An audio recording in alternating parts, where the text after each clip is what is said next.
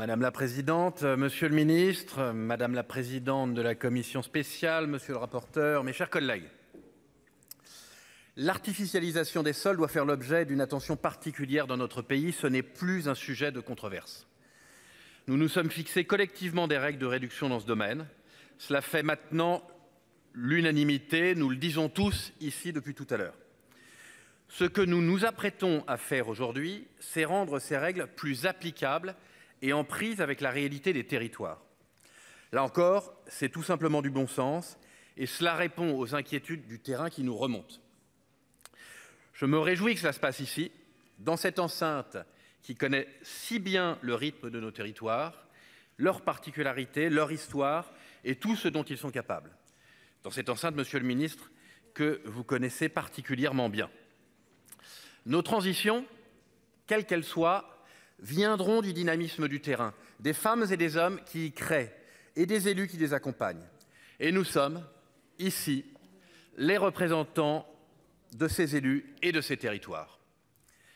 Je salue ici votre travail, monsieur le ministre, votre engagement. Vous avez su être à l'écoute dès que vous avez hérité du dossier, et ce n'était pas un dossier facile. Suspension des décrets, proposition de réécriture, débats et éclaircissements lors des échanges, notamment avec la mission d'information, puis avec la commission spéciale, et enfin, cela a été rappelé par madame la présidente, choix de la procédure accélérée pour cette PPL sénatoriale. Cela en fait officiellement le véhicule législatif privilégié pour faire évoluer notre réglementation. C'est un sujet, on l'a compris, éminemment complexe. Nous sommes sur une véritable ligne de crête. D'une part, les objectifs de sobriété doivent être respectés. D'autre part, nous devons les adapter aux réalités. C'est l'objectif que nous avions au sein de la commission spéciale avec notre collègue Joël Guerriau. Avec moi-même, nous avons représenté le groupe Les Indépendants. Je me félicite des discussions concrètes que nous avons eues et du travail exigeant du rapporteur Jean-Baptiste Blanc, des membres de la commission spéciale et de sa présidente Valérie Létard. Évoquer le ZAN, c'est laisser s'exprimer des visions, souvent différentes, parfois contradictoires, mais dont l'esprit converge toujours vers la protection et la réussite de nos territoires. Nos efforts se sont tournés vers le respect de leurs caractéristiques et de leurs évolutions prochaines. Nous avons souhaité prendre en compte les efforts déjà fournis par beaucoup d'entre eux, notamment les plus ruraux. La protection de l'environnement ne peut évidemment pas se faire au détriment des territoires ruraux. Parmi tant d'autres, je voudrais citer 3 sujets.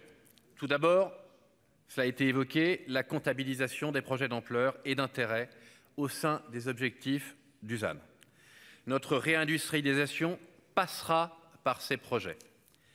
Deuxième sujet, la surface minimale de développement communal entre le droit à l'hectare et le 1% rural qui vont manifestement animer nos débats. Un terrain d'entente pourrait se situer dans l'amendement que j'ai déposé avec le sénateur Alain Marc et qui propose 1 hectare pour les communes dont l'artificialisation est inférieure à 3%, c'est-à-dire inférieure aux 7,9% d'artificialisation qui est la moyenne nationale. Une voie médiane de ce type qui propose une juste balance pourrait être trouvée. Je ne doute pas que nous allons parvenir à un consensus sur cette base ou tout autre. Troisième sujet, enfin, la renaturalisation et la désartificialisation des zones exposées au recul du trait de côte. De Guérande à Saint-Jean-de-Luz, avec le changement climatique, c'est un sujet auquel nous allons être confrontés de manière récurrente. Nous devons prévoir les aménagements nécessaires et poser un cadre précis.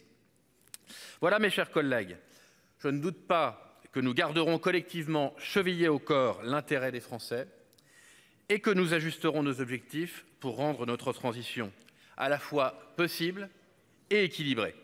C'est en tout cas l'état d'esprit du groupe Les Indépendants. Je vous remercie. La parole est à monsieur Ronan